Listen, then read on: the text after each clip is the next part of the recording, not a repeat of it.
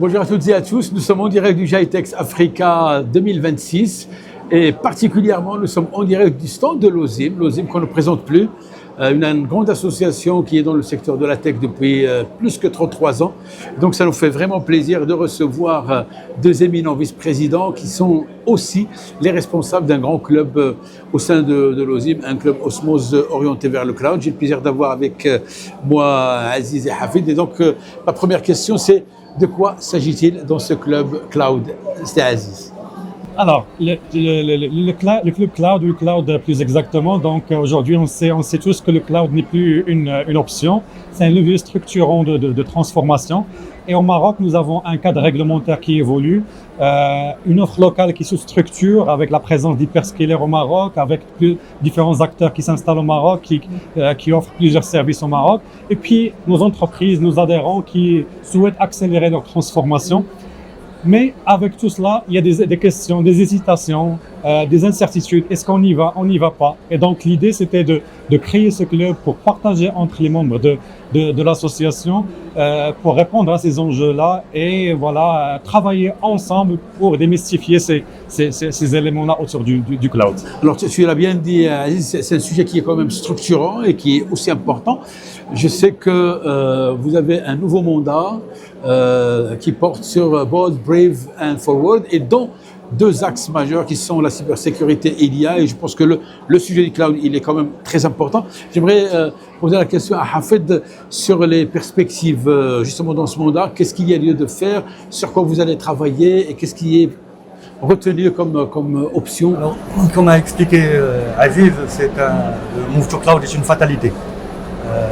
Et le principal challenge, c'est la souveraineté.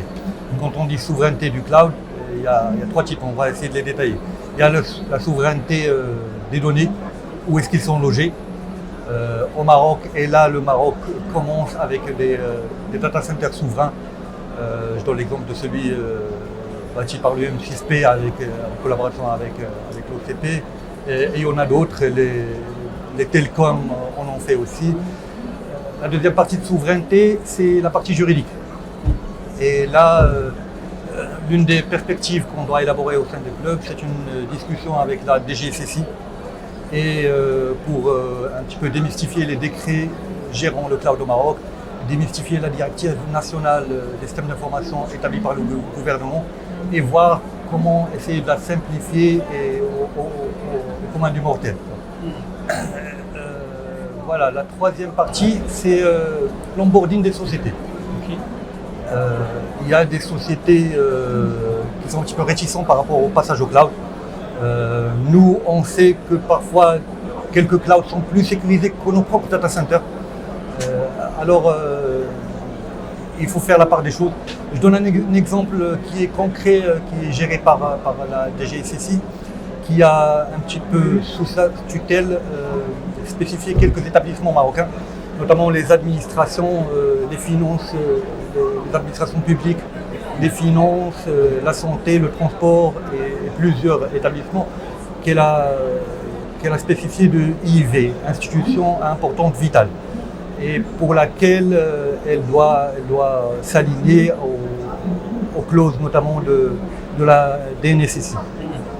Maintenant, pour tout passage en cloud, il faut faire une classification de données, voir quelles sont les données qu'on doit passer en cloud, quelles sont les données qu'on peut garder chez nous.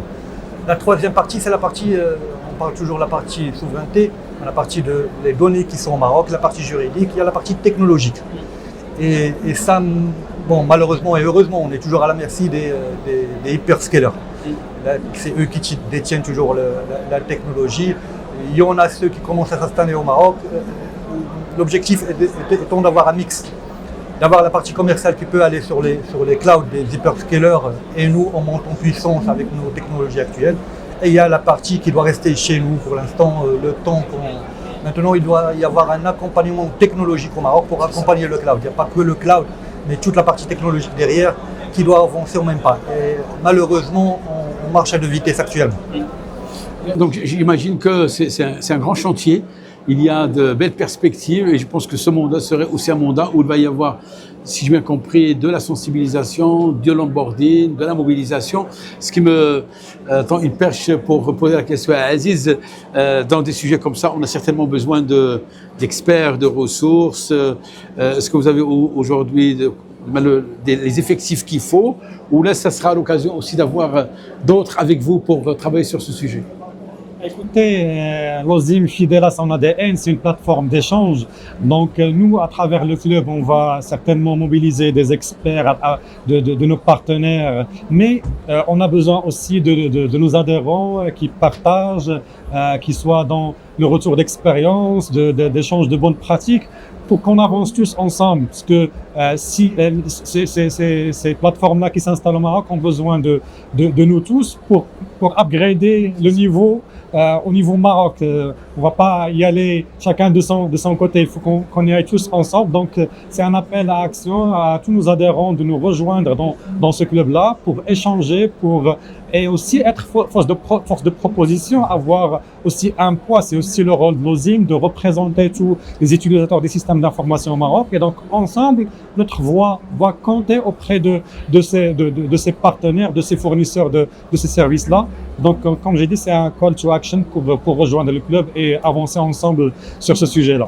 Sur ce mot, à la fois une invitation et aussi pour rejoindre ce club, mais aussi une invitation pour travailler sur des sujets stratégiques. Merci beaucoup Aziz, merci beaucoup Hafed. Je rappelle que vous êtes deux grands et brillantissimes vice-présidents au sein de l'OSIM et on se fera un plaisir à chaque fois de vous recevoir dans cette émission OSI Talks. Merci beaucoup et à très bientôt.